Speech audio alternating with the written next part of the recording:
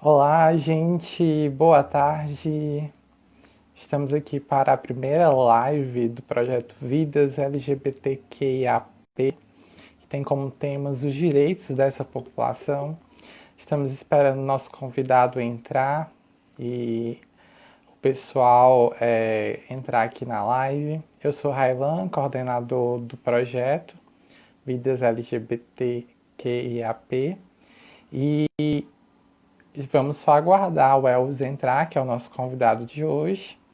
A gente vai falar um pouquinho sobre os direitos da população. O objetivo da live, né, é a gente se empoderar, né, de quais são os nossos direitos.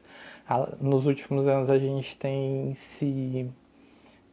conquistado muitos direitos e acredito que cabe uma atualização bem sintetizada e objetiva daquilo que a gente tem como direito, até que a gente saiba, até para que a gente saiba acionar, que instituições acionar, que direitos nós temos, e a partir daí a gente estabelecer como que a gente pode alcançar esses direitos. Só esperar o Elvis entrar para a gente começar a nossa discussão. Beijo para Karen, Larissa, Archian, Cauã Rezende, acredito que é. A gente vai começar já já, só esperando o Elvis entrar aqui para a gente dar início à nossa live.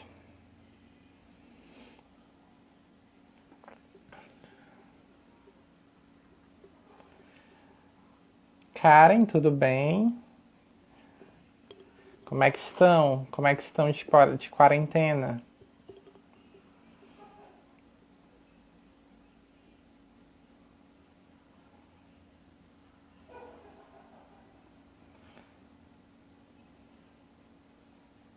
Gente, eu vou sair rapidinho só para ver se o Elvis conseguiu entrar, se ele está tendo alguma dificuldade, tá? E aí eu volto para reiniciar a live. Ah, ele conseguiu entrar. Pronto, vamos começar.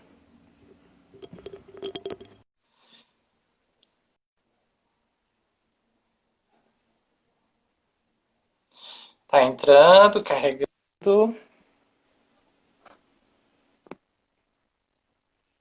Agora Olá, deu certo. Elvis. Deu certo, super Tava certo. apertando um Boa pouquinho. tarde. Boa tarde. A gente estava aqui É, atendendo. Tá bom. Pronto. pronto. Tava aqui falando pro pessoal, né, que é a primeira live do projeto Vidas LGBTQI+.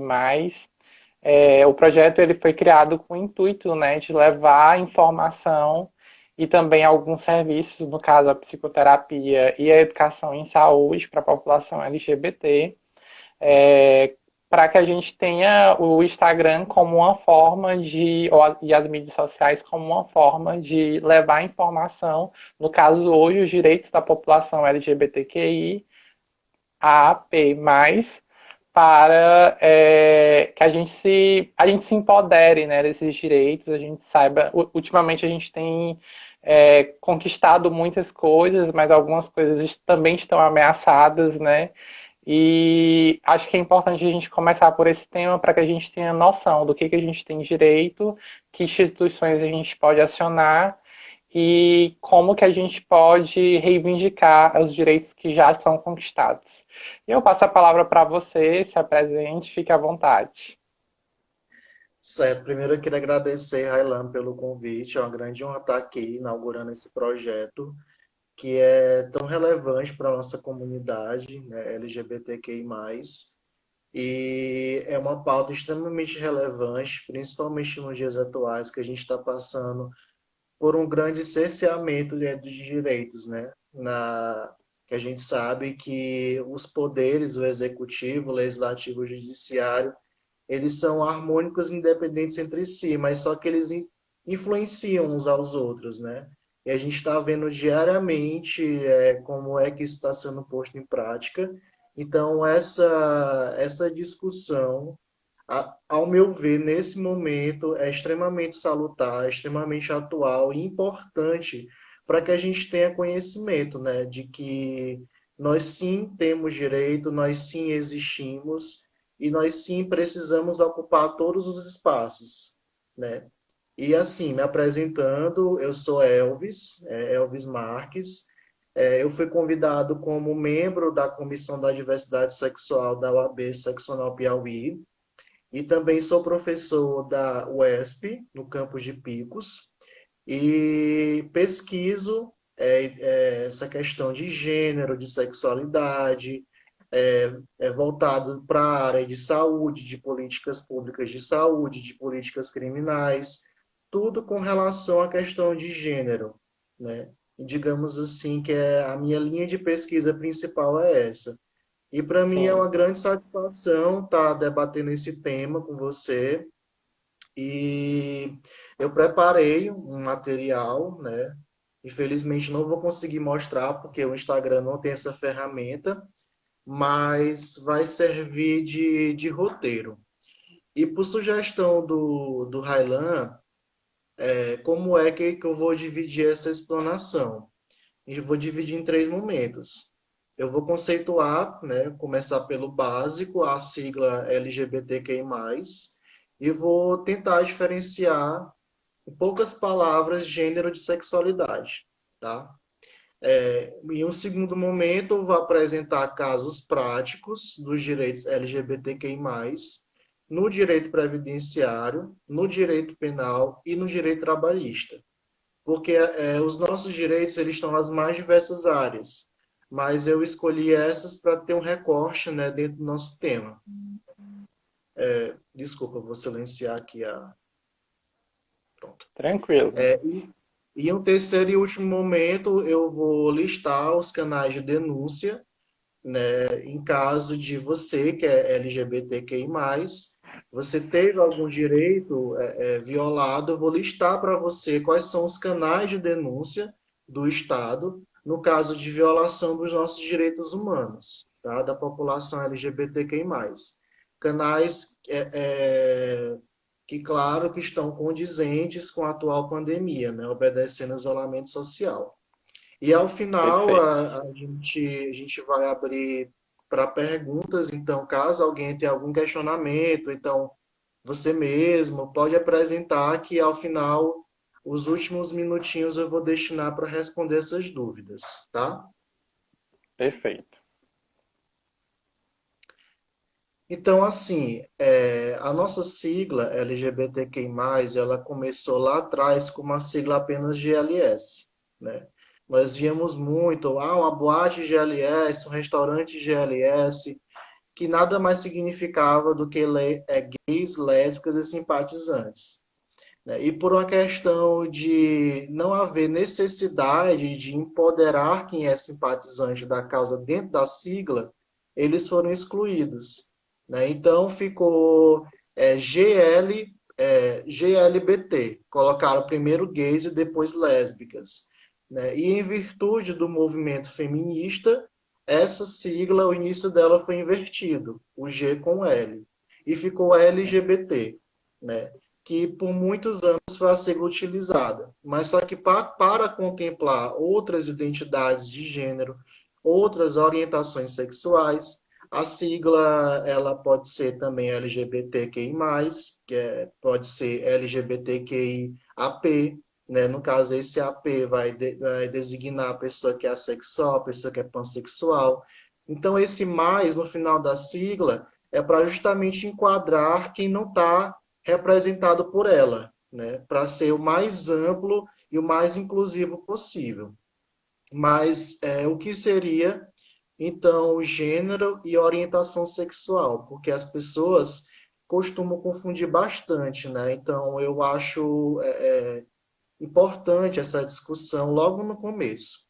Na sigla, eu vou pegar a sigla como exemplo, o LGBT, né? LGBTQI. No caso, o T é o gênero, né? Transsexual e travesti. No Identidade de caso, gênero. isso, identidade de gênero, exatamente. E nós podemos dividir o gênero em duas classificações básicas, né? Cisgênero e transgênero, que aqui está a questão da transexual e da travesti que eu falei para vocês na sigla LGBTQI+.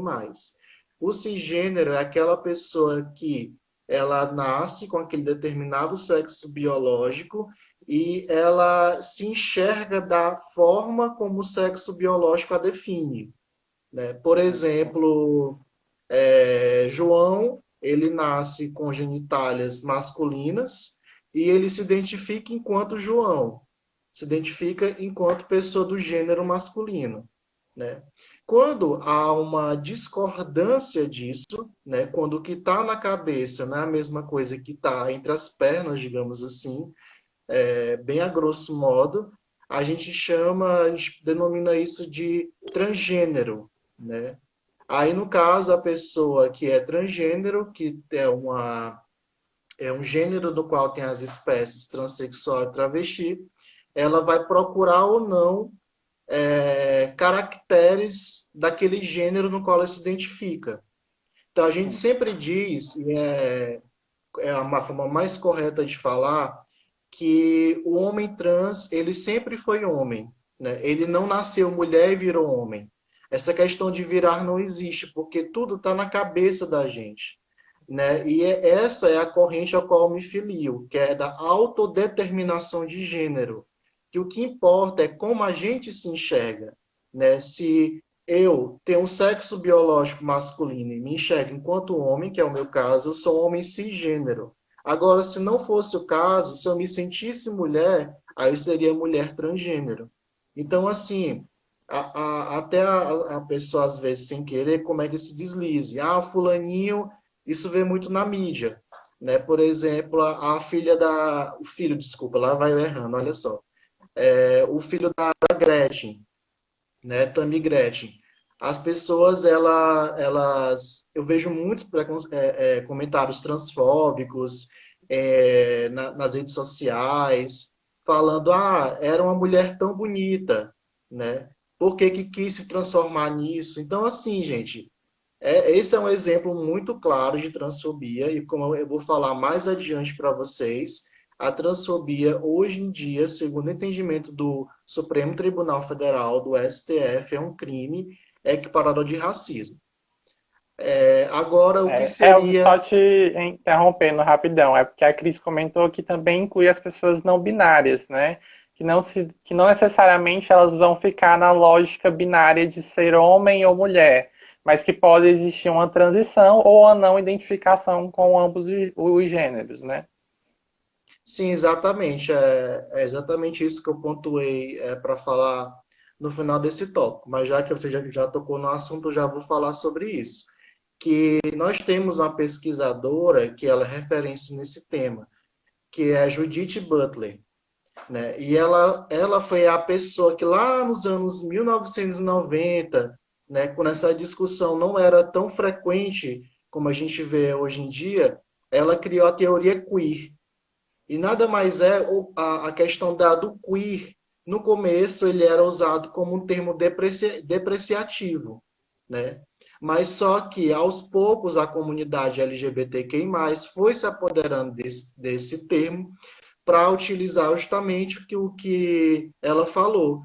Tudo aquilo que não se enquadra, né, é tido como queer, tá? Se eu sinto que eu não me enquadro nem um gênero masculino, nem feminino, se eu me sinto como não binário, né? Então, segundo Butler, se enquadra nessa teoria queer. Por quê?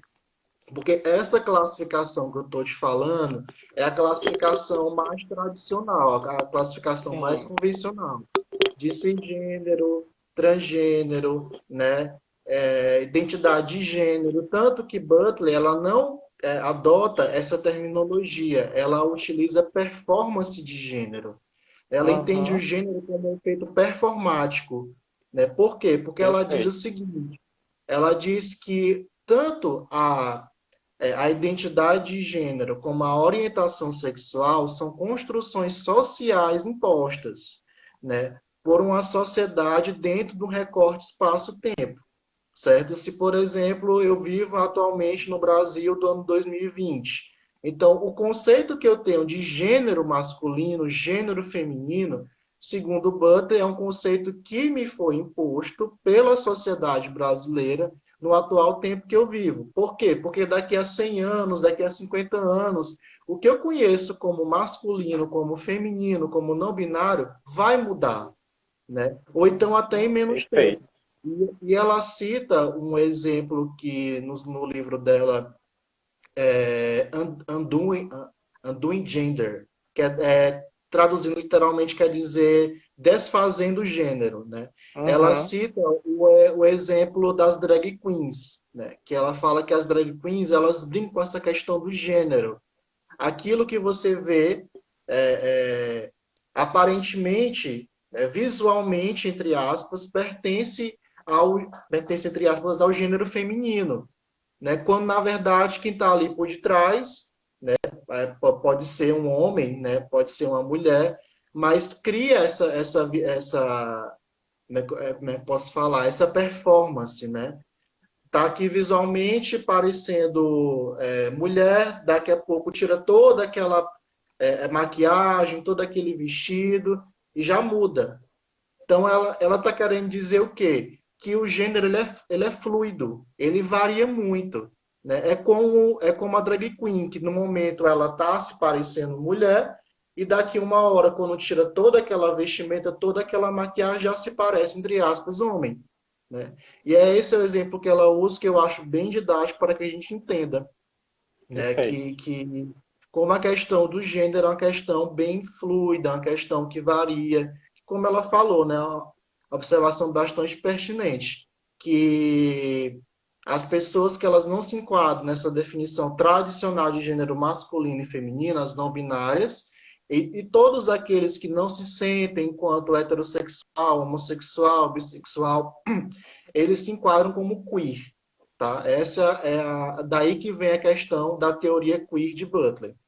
Sim, perfeito. Em relação à orientação sexual, ela diz respeito à atração física, né? Por quem que eu me sinto atraído. E não tem nada a ver da forma como eu me enxergo, entende? A orientação sexual é uma relação entre seres. A questão do gênero é uma relação minha comigo mesmo, certo? Perdão.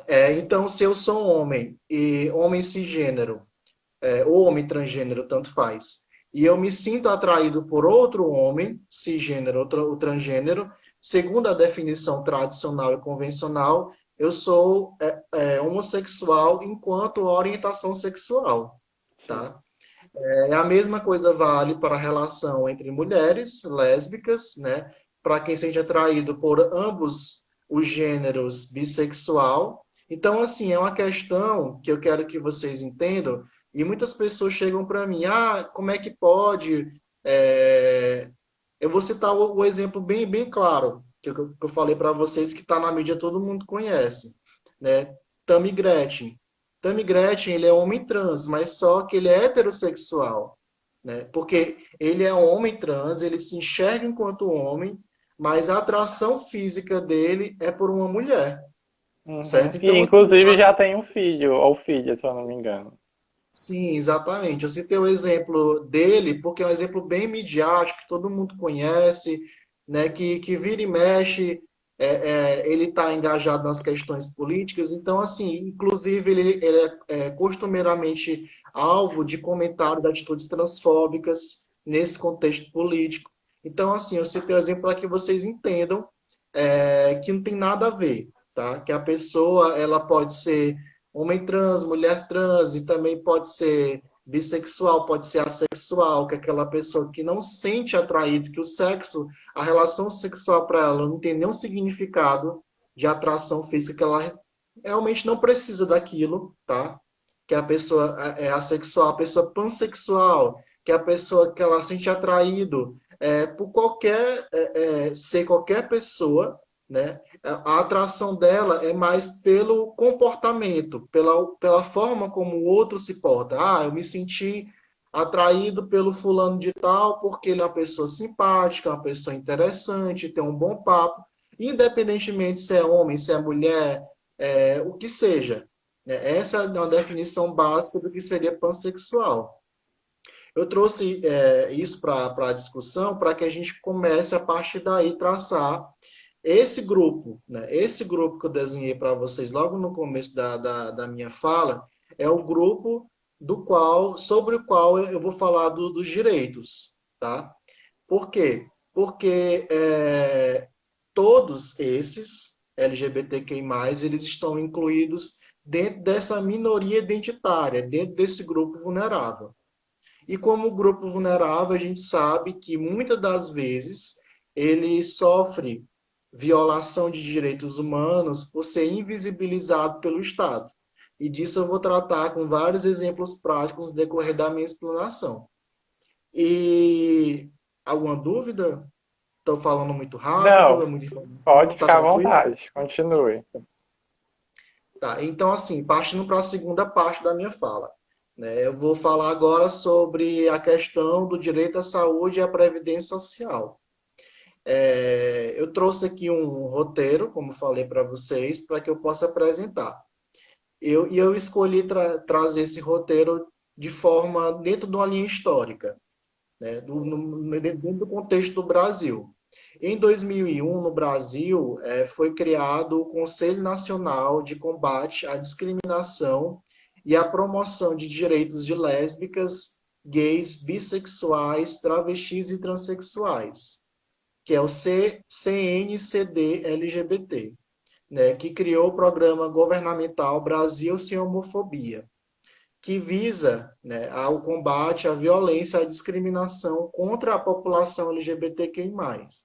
Então, isso dentro da questão jurídica, né, esse foi o nosso marco sócio-jurídico de uma implementação de uma política pública direcionada especificamente à população LGBTQI+, em 2001. E daí surgiu, né, desse Conselho Nacional de Combate à Discriminação e Promoção de Direitos da Comunidade LGBTQI+, surgiu a Política Nacional de Saúde Integral de lésbicas, gays, bissexuais, travestis e transexuais, instituída pela Portaria 2836 de 2011 do Ministério da Saúde. E qual o objetivo dessa política nacional? É promover a saúde integral da população LGBTQI+, eliminando a discriminação e o preconceito institucionais e contribuindo para a redução de desigualdades e para a consolidação do SUS, o Sistema Único de Saúde Brasileiro, como um sistema universal, integral e equitativo. Mas só que a gente vê isso comumente no direito. O direito é muita questão do dever ser. Aquilo que está posto na norma, aquilo que está posto na lei, está posto em uma portaria do Ministério da Saúde, infelizmente, muitas vezes não é aquilo que a gente vê em prática, na prática, no nosso dia a dia. Né? E eu vou citar aqui mais para frente um exemplo para vocês. Mas voltando à questão do apanhado histórico. E em 2019, infelizmente, a Lei 13.844 de 2019, que organiza os órgãos da presidência e os ministérios, excluiu os direitos da população LGBTQI+, do rol de políticas e diretrizes destinadas à promoção dos direitos humanos. Então, assim, eu quero que vocês entendam que como as conquistas da comunidade LGBTQI+, elas carecem de uma regulamentação jurídica, algo mais consolidado. A gente ainda está muito no campo das políticas públicas, né, que variam de acordo com cada governo. Enquanto esse Sim. conselho foi fundado lá em 2001, em contrapartida, em 2019, a partir de 2019, com o novo governo federal, a gente teve esse direito, digamos assim, cerceado. Mas em que isso vai impactar? O que vai impactar é que agora o governo federal deixou um recado bem claro para a população. Nós não temos uma política pública, nem de saúde, nem criminal, nem qualquer que seja, direcionada especificamente a população LGBTQI+. E até 2018 nós tínhamos isso. E, consequentemente, claro, isso afeta os nossos direitos. Então, assim, isso que eu falei para vocês não bate, né? Não vai, ele vai de encontro ao que a nossa Constituição Federal, que é a nossa lei maior no ordenamento jurídico, fala, que ela diz que a Seguridade Social, que engloba a saúde, a previdência e a assistência social, desculpa, ela deve respeitar a universalidade da cobertura de atendimento. E, infelizmente, isso não acontece, certo? Então, assim, outro exemplo para que vocês entendam como essa questão varia muito. Em 2011, o STF, o Supremo Tribunal Federal, ele reconheceu a união estável entre pessoas do mesmo sexo. Então quer dizer, Elvis, que até maio de 2011 as pessoas do mesmo sexo que mantinham um relacionamento de 10 anos, elas eram invisibilizadas perante o direito, sim. Né? A pessoa, ela, muitas das vezes, ela tinha uma família constituída, com filhos, moravam juntos, só não podiam se casar porque realmente a lei não permitia, mas no caso da morte de um dos companheiros, o outro não poderia pedir um benefício previdenciário de pensão por morte. No caso da morte de um dos companheiros, os direitos que a gente chama de sucessórios, que são aqueles que dizem respeito ao direito que a pessoa tem depois que o outro morre, né, no caso do cônjuge, não tinha direito algum. Né? A repartição, que a gente chama de meação, que é a divisão da herança ao meio, metade para o cônjuge que está vivo e a outra metade para os filhos, essa metade para o cônjuge vivo simplesmente não existia, porque o direito não via, né, esses casais entre pessoas do mesmo sexo como casais, né? Não os via simplesmente. Então, a partir de 2011, isso mudou, teve o reconhecimento da união estável entre pessoas do mesmo sexo, e a partir de 2013, por uma resolução do Conselho Nacional de Justiça, os cartórios foram obrigados, né, a registrar o casamento entre pessoas do mesmo sexo. Então, assim, não tem nada posto em lei. Você entende que é uma ação julgada pelo STF, é uma resolução do CNJ. Então, se um governo, como a gente está vendo, ele pode muito bem provocar um grande retrocesso nisso.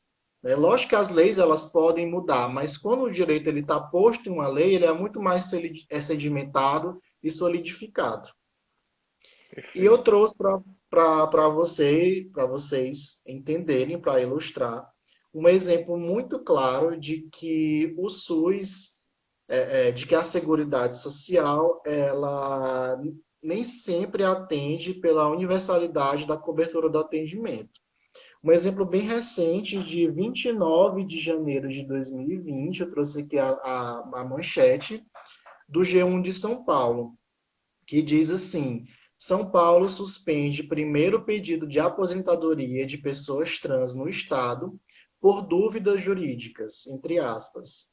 Então, assim, o que foi aconteceu? Que um agente penitenciário, ele após a mudança de nome e de gênero nos seus documentos pessoais, ele foi obrigado a voltar a trabalhar até que o seu caso fosse analisado pela Procuradoria-Geral do Estado de São Paulo.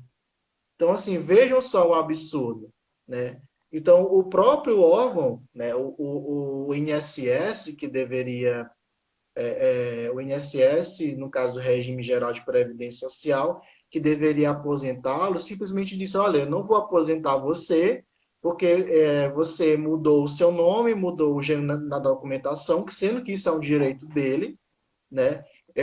Seu nome foi modificado e por dúvidas jurídicas vou deixar aqui seu pedido suspenso, mas você tem que voltar a trabalhar, você não pode se aposentar.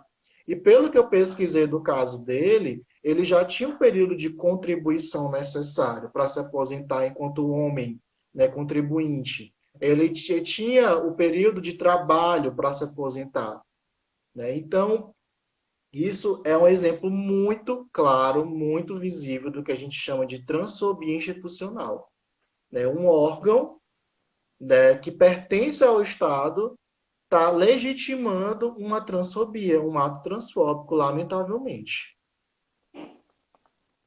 Entendido até aqui? Entendido. Acho que é só dar uma lida nos comentários enquanto você bebe aí, né? Retrocesso, né? Giovana comenta aqui o retrocesso que está acontecendo. José destaca que em agosto de 2011, a quarta turma do STJ reconheceu a legalidade do casamento civil igualitário com base na decisão do STF em maio daquele ano. São Sim, esses os sim. destaques. E é como eu falei. Ele falou que a quarta turma do STJ reconheceu a legalidade do casamento civil igualitário. Sim. E o CNJ, e a gente teve um aumento considerável, né, de casamentos entre pessoas do mesmo sexo no ano de 2018, e eu via isso no meu dia a dia, né, porque as pessoas temiam. Falavam assim, Elvis, eu vou me casar, eu tenho que me casar logo, porque o governo vai mudar, e eu não sei se esse meu direito vai ser cerceado. Eu não sei se eu vou continuar tendo esse direito até a partir de 2019, quando assumir esse novo governo. Então, assim, vocês conseguem enxergar de como isso a gente fica assim meio que nas mãos do governante, porque não tem uma lei. Reféns, né? Isso, nós ficamos reféns. Então, a procura por casamentos, não sei agora o percentual, mas pesquisando, estudando ontem, eu vi que aumentou assim consideravelmente, justamente por ter essa dúvida. Será se a partir do próximo ano o CNJ, né, com esse novo governo, ele vai continuar entendendo que o casamento entre pessoas do mesmo sexo deve ser registrado e reconhecido em cartório? Então, assim, realmente foi um grande retrocesso essa questão que eu falei para você de excluir a população LGBT do rol de proteção dos direitos humanos dentro do Ministério dos Direitos Humanos. E eu posso entrar agora na parte do direito penal? Só lhe sinalizar educadamente que você tem meia hora. Tenho meia hora, certo? Não, mas eu vou conseguir cumprir, não se preocupe não. No caso, agora a gente vai falar um pouco sobre os direitos LGBTQI+, dentro do direito penal. E eu vou começar já logo pela criminalização da LGBTfobia. Foram julgadas duas ações no STF em junho de 2019, que é o Supremo Tribunal Federal, e os ministros enquadraram a homofobia e a transfobia na lei de racismo, até que o Congresso Nacional edite uma lei sobre a matéria, ou seja, o STF entendeu que o Estado, ele por esse tempo todo, mesmo a Constituição Federal pregando a igualdade entre as pessoas e que as pessoas não devem ser discriminadas por razão de orientação sexual, de gênero, e que deve haver uma proteção por parte do Estado, e por mais que estivessem diversas propostas de emenda à Constituição, diversos projetos de lei tramitando, né, alguns inclusive foram até arquivados, não tem ainda nenhuma lei dizendo que homofobia, transfobia, LGBTfobia é crime. Então, por conta de duas ações que foram ajuizadas, que foram parar no Supremo Tribunal Federal, em junho de 2019, isso foi uma grande vitória para a nossa comunidade LGBTQI+, a LGBTfobia foi criminalizada. Eu vou falar para vocês mais adiante, no final da minha fala de hoje, no caso de você sofrer algum crime, algum ato de transfobia ou de homofobia, é importante que você registre no boletim de ocorrência que aquele ato é de homofobia e de transfobia. Porque até essa decisão do STF, até junho de 2019, o que as pessoas vítimas de LGBTfobia poderiam fazer? Elas chegavam na delegacia, mas elas tinham que registrar aquilo como injúria. Ou seja, simplesmente a pessoa chegou e falou um palavrão, né? chamou, ah, você é isso, você é aquilo outro, falou uma palavra de baixo calão. Então, até aquele momento, só poderia dizer, não, eu fui vítima de injúria. Agora não. Agora, se isso acontecer, tem que dizer, fui vítima de homofobia, fui vítima de transfobia, e o crime é muito mais grave, né? A pena ela é muito mais grave do que por um simples crime de injúria. E Uhum. nisso, nesse quesito, É sim, pode dizer. inafiançável também como racismo ou não? Sim, sim. Foi enquadrado em todos os termos da lei. Então, tudo aquilo que se aplica é inafiançável, imprescritível, tudo aquilo que se aplica ao crime de racismo, segundo o STF, até que o Congresso Nacional crie uma lei sobre isso, né, vai se aplicar também à homofobia e à transfobia, Perfeito. certo? É como se fosse assim, um crime só.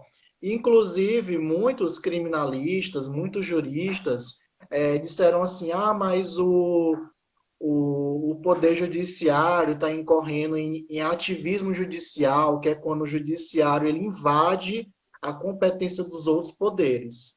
Mas só que, gente, vamos pensar. A nossa Constituição é de 88, daí quantos anos? Não, não sei, não sou bom em matemática, mas acho que 30 foi uns e 30 anos, né? Uns 30 anos, vamos 32. colocar aí, 32 anos, né? Então, assim, até lá, esse tempo todo, por que que não teve uma lei, né?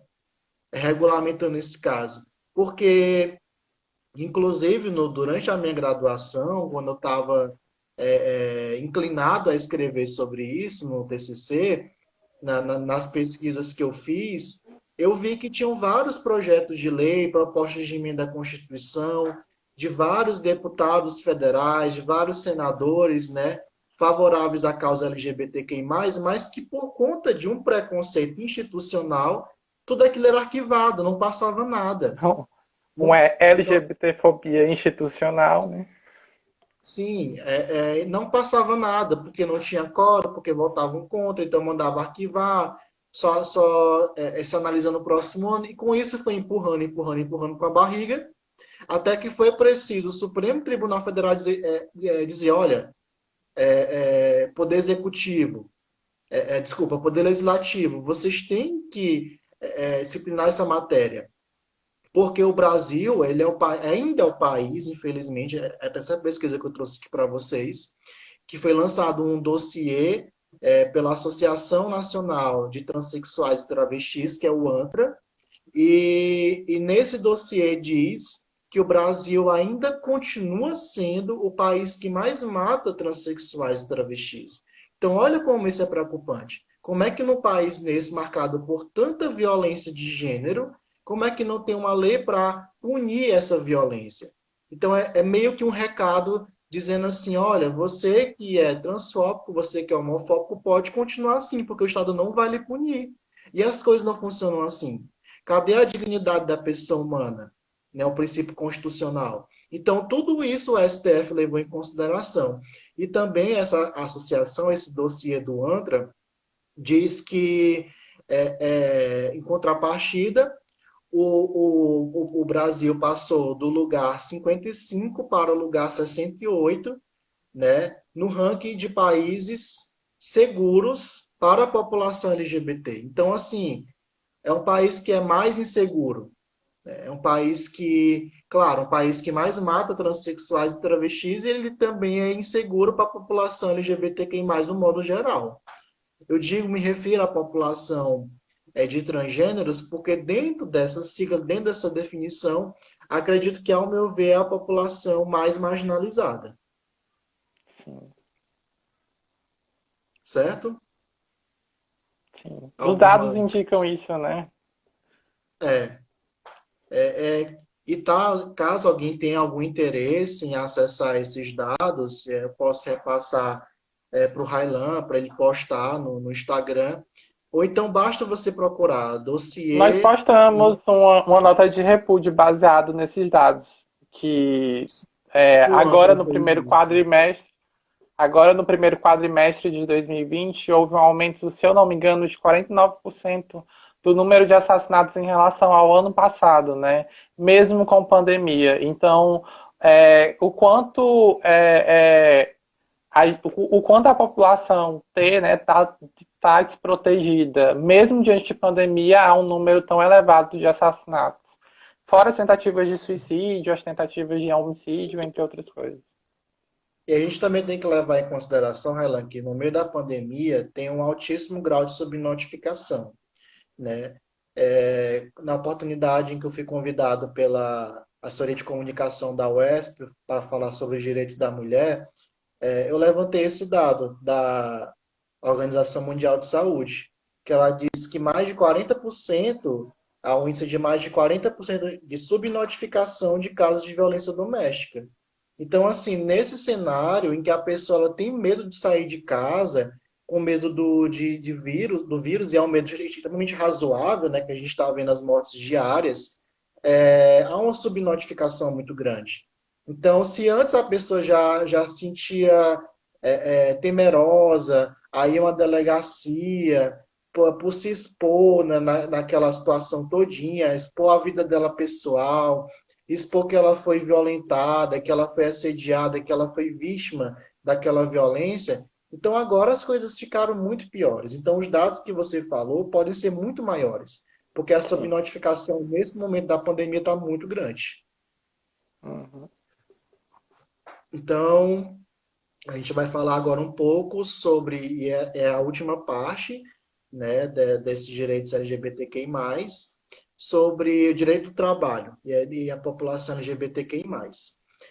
Então, assim, eu começo dizendo que foi lançado um manual da ONU sobre direitos LGBTQI+, no ambiente de trabalho, que chama Construindo a Igualdade de Oportunidades no Mundo do Trabalho, combatendo a homo-lesbo-transfobia. E daí surgiu a recomendação 200 da Organização Internacional do Trabalho, que ela estabelece a não obrigatoriedade do teste de HIV como condição para a pessoa ser admitida no trabalho, além da não demissão sem justa causa e da confidencialidade sorológica. Elvis, por que que você está falando da questão do HIV e da população LGBTQI+? Porque a gente sabe que a população LGBTQI+, ainda é muito estigmatizada por conta do vírus HIV, né? Aquele vírus que surgiu na década de 1980 e que ele foi considerado, entre aspas, o câncer dos gays, como diziam, né? E que foi muito associado e que ainda hoje é muito associado. As pessoas, elas veem uma transexual, uma travesti, já vão logo deduzindo que aquela pessoa é portadora do vírus HIV. Então, assim, eu estou falando isso porque, infelizmente, ainda existe um grande estigma em relação a isso. E, inclusive por uma determinação muito recente dos tribunais superiores, os bancos de sangue agora estão obrigados a aceitar o sangue da população LGBTQI+. Qual era a justificativa para não aceitar até o momento? Justamente por isso, porque colocavam a população LGBTQI+, dentro desse grupo de risco, né? Porque já deduziam, porque você é LGBTQI+, você é portador do vírus HIV. Não é assim.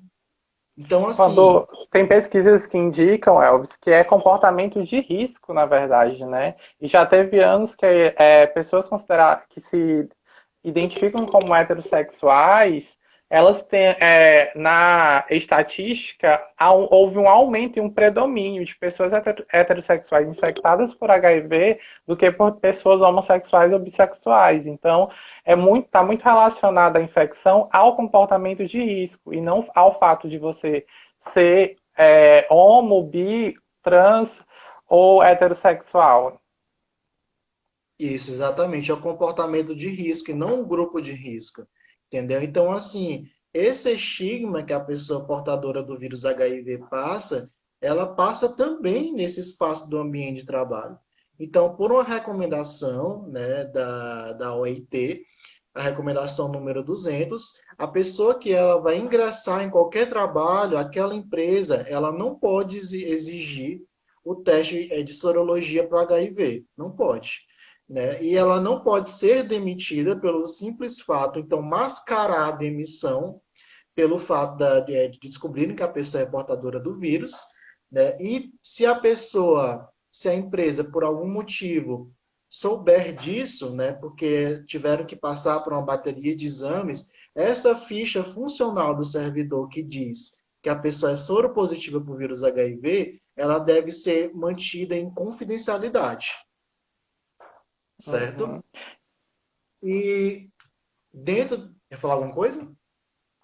Caso isso seja desrespeitado, para quem denuncia? Ministério Público do Trabalho. Ministério Público do Trabalho, procure um bom advogado, se você tem condições de pagar um bom advogado, procure a Defensoria Pública caso você não tenha condições, né? E também o Ministério Público Federal, que eu vou citar mais à frente, inclusive no final da minha fala, eu vou repassar o telefone, vou repassar o endereço, vou inclusive ensinar até como é que faz para acessar no site do DMPF, no caso de denúncia contra os direitos humanos. Mas se no caso você quer formalizar uma denúncia especificamente por conta de uma violação desse seu direito do trabalho, então é o Ministério Público do Trabalho, o órgão mais correto, certo? Perfeito. E no meio desse cenário todo, eu trouxe para vocês uma notícia bem atual do site O Globo, de 5 de fevereiro de 2020, que o presidente da República, Bolsonaro, diz que pessoa com HIV é, entre aspas, uma despesa para todos. O presidente também disse que o vírus é, entre aspas, um problema sério para o portador. Então, assim, a pessoa que está como chefe do Poder Executivo Federal falar isso repercute diretamente na comunidade LGBTQI+, pelo que eu já falei para você, né? Repercute diretamente no atendimento pelo SUS, porque os medicamentos para tratar essa doença são caros e a maioria da população, porque é um direito da população soropositiva para HIV ter esses medicamentos, só tem unicamente ao SUS para recorrer. Então, é muito sintomático, é muito grave, né, ele chegar a dizer isso, porque isso só reforça o preconceito, só reforça, e mais um exemplo que eu digo para você, da LGBTfobia dentro do Estado institucional, né, de como isso é naturalizado pelos poderes estatais. Então, isso é muito grave. A gente está numa situação de extrema vulnerabilidade, porque a qualquer momento ele poderia muito bem dizer, bem, a gente acredita que as despesas com medicamentos para tratar o HIV estão sobrecarregando o Estado, então eu vou aqui tentar uma lei, aprovar uma lei para tirar esses medicamentos da lista de medicamentos obrigatórios fornecidos pelo SUS. Imagina quantas pessoas, eu não tenho esses dados aqui comigo, mas milhares de pessoas seriam afetadas com isso, certo? Sim. O Luzilene está perguntando o que se pode fazer diante de um Em cenário relação, como esse. em relação ao quê? Em relação a essa possível retirada de direitos. Olha, o que se pode fazer? Eu acho que a primeira coisa é não ficar calado, é tentar ocupar todos os espaços. Quando eu falo ocupar espaço, não é fazer textão em Facebook, não é fazer textão no Instagram, é realmente procurar os órgãos competentes para isso, né? Porque por mais que a gente tenha um chefe do Poder Executivo Federal, é só um dos poderes. Recorrer ao judiciário, né? No caso de sentir-se violado em algum direito LGBTQI+, se você tem algum contato político, exigir, olha, eu elegi você, deputado estadual, eu elegi você, deputado federal, eu elegi você, senador. Então vamos lá, embora no caso de criar-se uma lei para criminalizar a LGBTfobia, aquele senador, aquele deputado federal que a gente elege, a gente tem que lembrar o nome deles e exigir deles, olha, estou aqui invisibilizado, eu existo, a minha vida merece existir. Então, assim, eu mereço ter uma qualidade mínima de vida. Então, eu acredito que é não ficar calado, é exigir da autoridade competente os nossos direitos. Porque o cenário Perfeito. realmente não é favorável para a comunidade LGBTQI+, porque a maioria não, na verdade, tudo que eu citei aqui de direitos, eles são embasados em resoluções, né, em entendimentos de tribunais, e esses entendimentos, eles podem variar. Trocou de ministro do STF, mudou o entendimento. Ou então até o Sim. mesmo ministro, no decorrer dos anos, por influência política, ele pode mudar o entendimento dele. Então, como é que isso vai ficar? Então, é Ok. realmente uma pergunta assim que bem profunda, que daria uma outra aula para falar sobre isso, mas resumidamente é isso: é exigir da autoridade competente nossos direitos.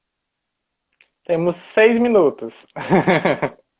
Já estou na última etapa, terceira parte. Eu vou falar sobre as denúncias e órgãos de defesa dos direitos LGBTQI+. Então, assim, Elvis, eu fui vítima de uma LGBTfobia, de uma homofobia, de uma transfobia, de uma bifobia.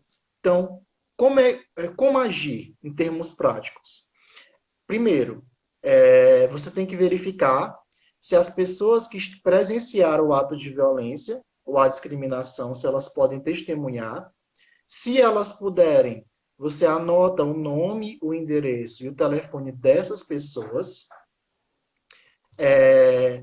Se não for prejudicial à sua segurança pessoal, grave em áudio ou em vídeo, né, ou em vídeo, e imprima ou fotografe ou tire print, no caso de homofobia, de transfobia virtual nas redes sociais, né, de elementos que você considere importantes para a comprovação do fato. Então, eu fui vítima de um ato de transfobia no Facebook, então tire print. Porque vai que a pessoa apaga, né, se arrepende, tem uma repercussão ruim, recebe vários comentários negativos, vai e apaga. Sim, mas ela já cometeu o crime. Então aquele fato tem que ser registrado. Também, e ao meu ver o mais importante, que é justamente ao encontro do que eu falei, de exigir da autoridade competente, você deve registrar um boletim de ocorrência, um BO, na delegacia de polícia mais próxima, ou seja, denuncie.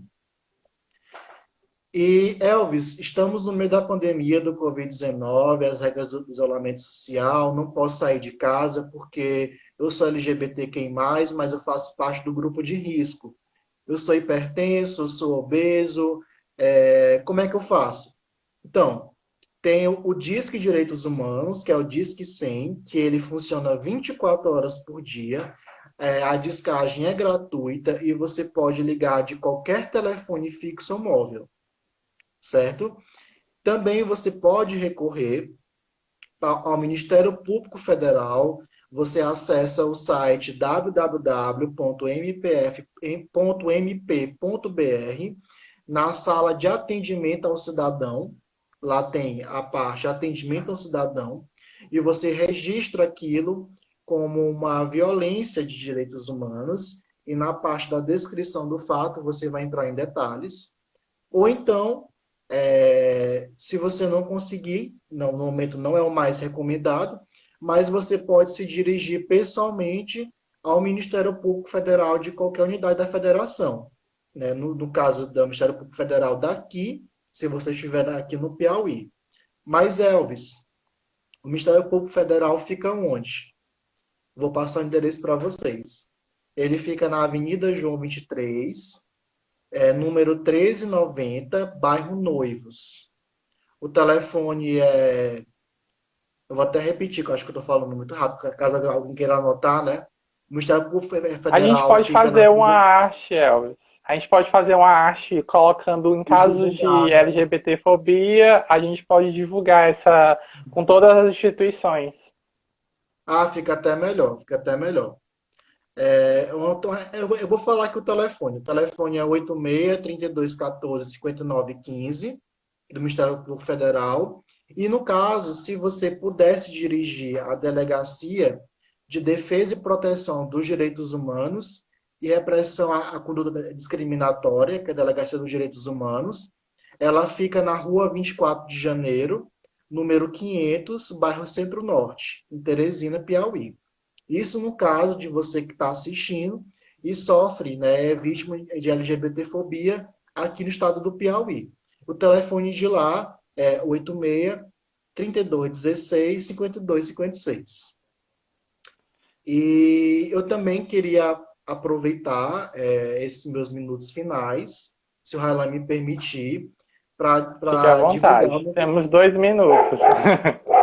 o meu grupo de pesquisa, Esperança Garcia, com inscrições abertas, né, um grupo no qual eu sou coordenador, que justamente trabalha pesquisa com grupos vulneráveis. As inscrições estão abertas até o dia 5 de junho. Para se inscrever, é tudo online, é tudo virtual, tá? Por conta da pandemia do Covid-19. Você preenche o formulário online. Caso tenha interesse em acessar o edital, no meu perfil tem o link para acessar o edital, que é @advalvesmarques. Você pode formular online, que está o link no edital, e você envia o currículo Lattes e a carta de intenção, ambos em formato PDF, para o meu e-mail, que é elvisfilho, Elvis, elvisfilho, @us.br.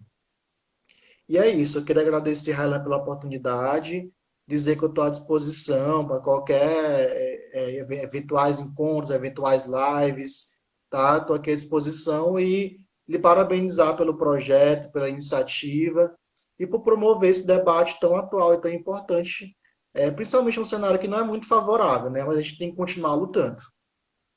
Sim. A gente agradece imensamente do projeto Vidas LGBTQIA+. A gente está começando essa série de lives, né? Próxima semana a gente vai ter saúde mental da população e vai ser com a Thaís, que é psicóloga, e nós vamos dar continuidade a esses temas, né? Mesmo com pandemia, vamos continuar lutando por direitos. Agradecemos imensamente a tua fala, foi extremamente esclarecedora e ajuda a gente a saber como acionar instituições para a proteção dos nossos direitos. Eu vou tentar salvar aqui a live para ficar disponível tanto no Instagram e vou também tentar colocar no YouTube para que outras pessoas possam acessar e a gente possa enviar também para outras pessoas para que elas sejam informadas. E também vou te pedir o material para a gente fazer a arte e divulgar para o maior número de pessoas possíveis como que elas podem acionar, né, essas instituições e serem protegidas pelas instituições e pelo Estado na medida do possível, né? Sim, é importante falar que a gente está falando aqui de Teresina, Piauí, mas se você que está assistindo que não é daqui, esse número que eu falei, o Disque 100, ele é de qualquer lugar do país, você pode ligar. Tá? Você foi vítima de LGBTfobia porque ele protege a pessoa no direito humano. Ah, fui vítima, sou mulher, fui vítima de uma violência doméstica. Disque 100. LGBTfobia, também Disque 100. Tá? Tá bem. Pois obrigado, Elvis. Vamos encerrar aqui. Agradecemos a presença de todos, gente. Continue seguindo, sigam o perfil da OAB, a Comissão de Diversidade da OAB, sigam Elvis, compartilhem essa live com outras pessoas quando eu postar e vamos disseminar essas informações para que cada vez mais o movimento LGBTQI+, possa ser empoderado e a gente possa conseguir lutar e ampliar os nossos direitos. Um forte abraço a todos. Abraço, gente. Tchau. Obrigado.